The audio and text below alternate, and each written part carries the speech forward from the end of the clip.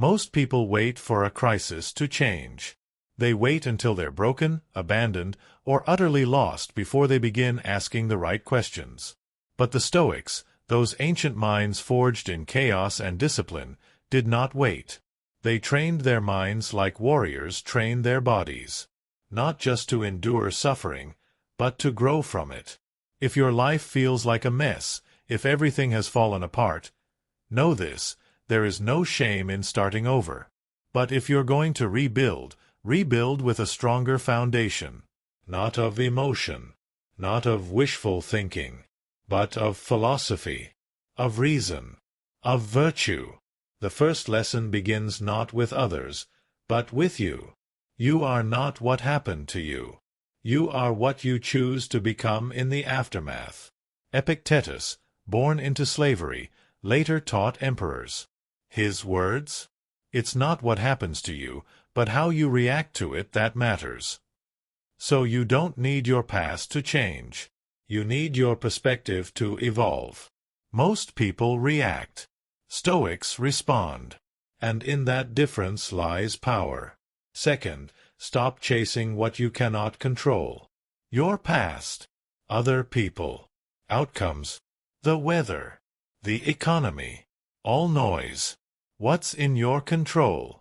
Your choices, your actions, your attitude. When Marcus Aurelius ruled Rome, he faced betrayal, war, and plague. But he kept writing in his journal, "You have power over your mind, not outside events. Realize this, and you will find strength." And yet, most people seek strength in comfort. But comfort weakens you. Stoicism teaches that discomfort, willingly endured, is training. Wake up early. Train your body. Fast. Read difficult books. Embrace the cold. All these things teach you something rare today: self-respect earned through discipline. Seneca wrote, "We suffer more in imagination than in reality." And it's true. The fear of failure paralyzes more people than failure itself. But fear, when examined, loses its grip. So face it. Stare it down. Ask, what's the worst that can happen? You'll often find the answer isn't as terrifying as you believed. Now, when you rebuild your life, don't seek praise. Don't seek applause. Because the Stoic doesn't build for the crowd, they build for character. What matters is not what others say about your progress, but whether you can look in the mirror and respect the one staring back. That is integrity. And it's rare. And when you embody it, you become magnetic, unshakable. As you rebuild, simplify. Remove what weakens you. Friendships that drain you. Habits that shame you. Thoughts that sabotage you. Because every yes to something worthless is a no to what you truly need. There will be days when you feel alone. Days when it seems no progress is being made. That's when you remember, the Stoic trains in the dark so he can lead in the light. The work done in silence, day after day, moment by moment, compounds. No one sees it. But one day, everyone will feel it. Don't seek revenge. Seek mastery. Don't chase chaos. Cultivate order. Don't cling to the past. Forge the future.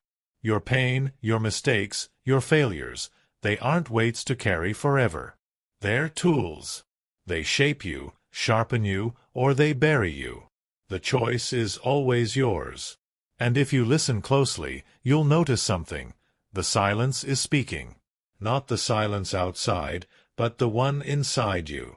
The one you drowned out with distractions, but now finally hear. That still, rational voice, the Stoic within, saying, "You've got more in you. Don't stop now. Keep walking. Even if the path is unclear. Even if no one claps. Even if the old life is calling you back with temptations you used to fall for. Ignore it. That version of you is gone. You're building something far greater. Every time you resist the urge to fall back into old patterns, when you choose restraint over impulse, silence over argument, effort over excuse, you lay another brick in the foundation of your new self. This isn't about sudden transformation. It's about quiet rebellion. Against the chaos, the mediocrity, the self-pity. One act at a time. The Stoics never promised ease. They promised clarity. They promised strength through understanding, peace through discipline. They understood that storms don't break the man who has built himself from within. The winds may howl, but if your roots are deep, you don't move. You endure. You grow. And what about failure? You will fail. The Stoic expects it, welcomes it, even. Because failure is not the end. It's data. It's feedback. It's the universe showing you where you still need to sharpen your blade. So don't collapse under it, study it. Let it humble you, but never break you. Seneca said, "Difficulties strengthen the mind, as labor does the body." That's not poetry. That's a blueprint. Every morning, remind yourself, you are not owed an easy day. But you are always capable of a disciplined one. Get up with purpose. Reflect before action. Move with intention. When others spiral in emotion, remain still. When they complain, create. When they doubt, decide. You are becoming dangerous, but not because you destroy. Because you withstand. This power isn't loud. It doesn't show off. It doesn't chase applause. It's felt, not flaunted. The quiet man who says little but does much, he's the one others turn to when the ground starts shaking. Be that man. You may lose things along the way. Friends who no longer understand you. Comforts that used to soothe but now slow you down. But every loss that aligns with your growth is not a curse. It's a pruning. Necessary. Intentional. And when you look back, you'll realize you didn't lose anything important. You shed what was never meant to carry you forward. There's no final destination in this journey. No mountaintop that says, "You've made it." The Stoic knows the reward is the journey, the daily battle to remain composed, clear-headed, and in control. That is the victory. And if you ever forget who you're becoming, just pause. Breathe. Ask yourself, what would the man I'm trying to become do in this moment? Then do that. Not tomorrow. Not when it feels right. No. Then do that. Not tomorrow. Not when it feels right. No. Because the longer you wait, the louder the old life gets. It whispers, tempts, bargains. It tells you to rest when you should rise, to indulge when you should resist. And if you're not careful, it drags you back into comfort disguised as safety. But that safety, it's a prison. The walls are padded with excuses. The door is locked from the inside. The Stoic doesn't negotiate with weakness. He confronts it. He shines a light into the corners where fear hides. Not to eliminate fear. No, fear is part of being human, but to stop it from steering the ship. Courage isn't the absence of fear. It's action in spite of it. And action is everything. Stoicism is not a philosophy of thought alone. It's a philosophy of movement. You apply it in the real world. In conversations. In decisions. In failure. In heartbreak. When everything is uncertain and your instincts scream to panic, that's when the practice becomes real. And you must practice. Not once. Not when it's convenient. Every day. Like a swordsman sharpens his blade before dawn. Like an athlete warms up before the game. You prepare your mind to meet life on its terms, not yours. You meditate on death, not to be morbid, but to remember that time is slipping away. That each breath is a countdown. That procrastination is a betrayal. You don't have forever. But you have today. And that is enough. You will meet resistance. Not just from the world, but from yourself. Your lower nature will claw to stay alive. It will justify laziness. Rationalize weakness. Make you believe you're fine where you are. That's the trap. The Stoic knows that comfort is rarely a sign of growth. If your life is too easy, you're probably not aiming high enough. So stretch, strain, struggle, on purpose, not to punish yourself, but to evolve. The discomfort you feel in pursuit of something noble, that's your soul forging itself in fire. And when the fire passes, you'll be left with something indestructible. Most won't understand this path. They'll mock it. Or worse, ignore it. Let them. You're not building this life for their approval. You're building it because the man you were no longer fits the vision you have for who you can be. And every time you stay disciplined when it's hard, every time you act with principle instead of impulse, you become more of that man. You become more of that man. Not overnight. Not in grand, cinematic moments. But in the small, invisible choices you make when no one's watching. When you close the tab full of distractions and return to your work. When you silence the voice that says, skip the gym, and lace up anyway. When you bite your tongue instead of lashing out. That's where he's built. Quietly. Relentlessly.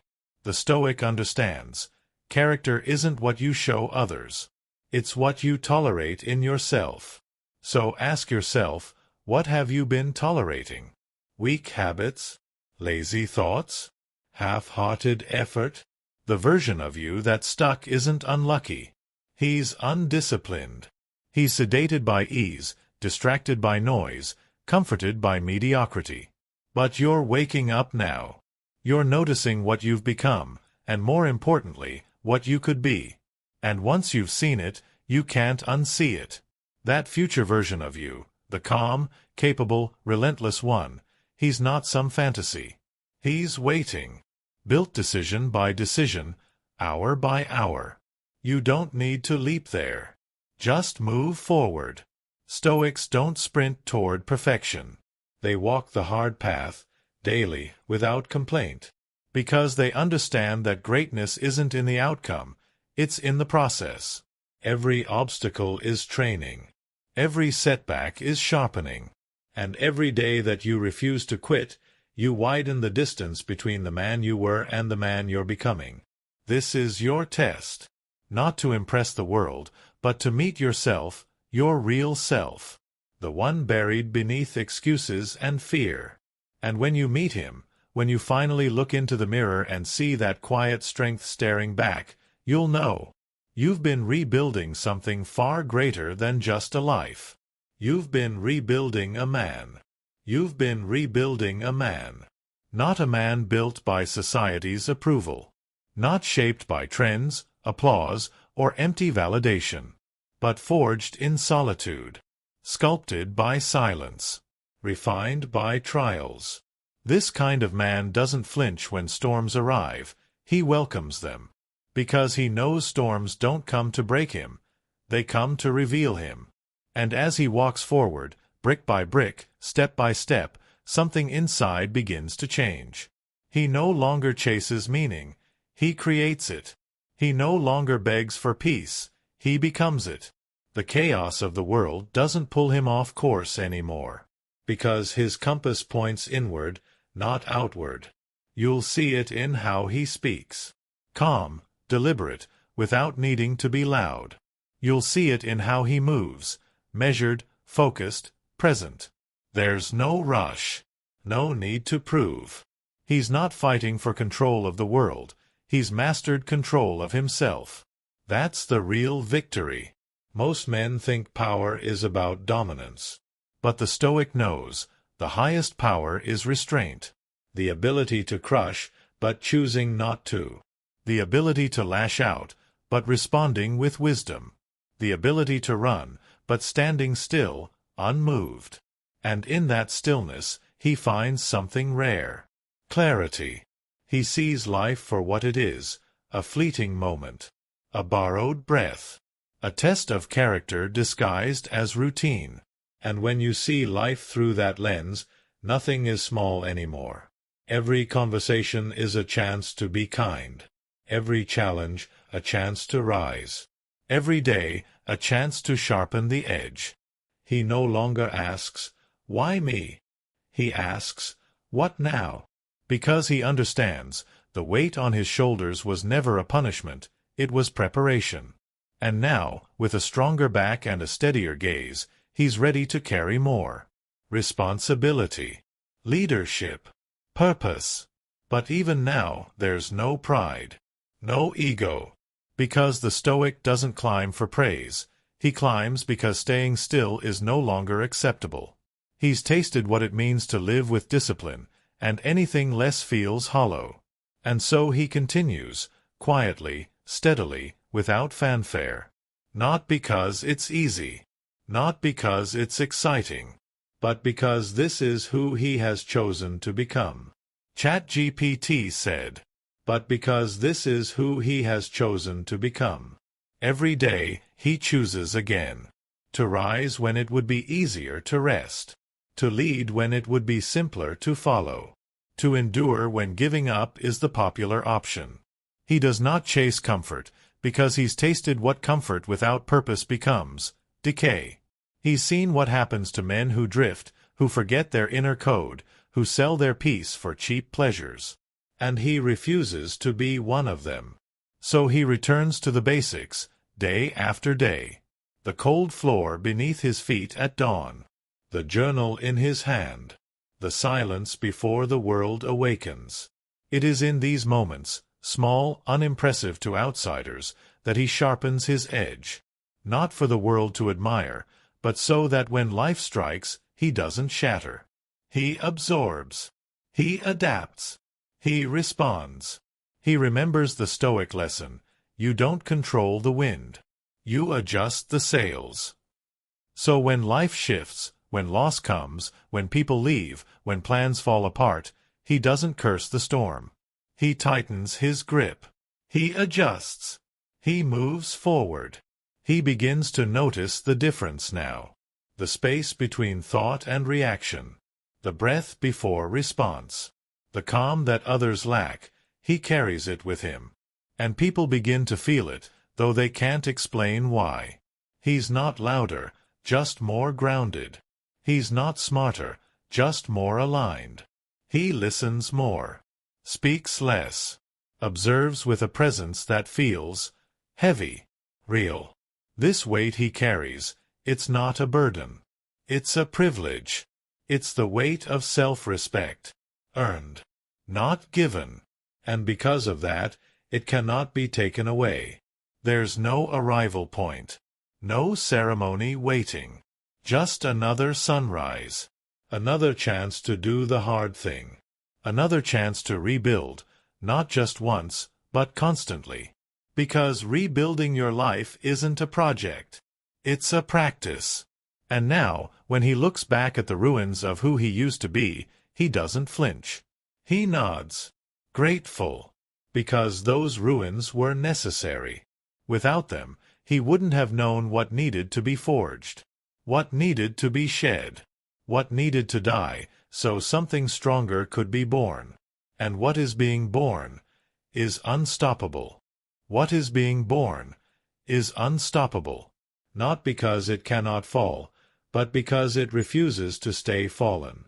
This new man, shaped by Stoic fire, doesn't fear failure anymore. He understands it. He studies it. When life knocks, he opens the door. He doesn't pray for it to be easy. He prays for the strength to carry the weight. And somewhere along the way, without even noticing it, he becomes the anchor others cling to in their storms. Not because he set out to be a leader, but because he became someone worth following. His discipline is quiet but visible. His consistency becomes a signal. His presence, a kind of calm gravity. The type that doesn't pull people in with charm, but with steadiness, depth, integrity. The world will continue to test him. People will misunderstand him. Opportunities will try to tempt him away from his path. But his compass is internal now. Fame doesn't move him. Money doesn't own him. Approval doesn't sway him. Because he's already earned the one thing they can never give him, his own respect. And that changes everything. He no longer wakes up chasing things. He wakes up to become something. A man who doesn't just survive life, but shapes it. Who doesn't flinch at chaos, but walks through it with clarity. Who doesn't need the world to be fair, only needs to remain firm. Stoic. Still. Certain. And in that stillness, there is peace, not because life is calm, but because he is. This journey, this long road of rebuilding, it never ends. But that's the gift. There is always more to refine, more to discipline, more to discover. Not out of dissatisfaction, but out of devotion to the process. He is no longer interested in comfort. He is interested in becoming. And becoming is a lifelong act of courage.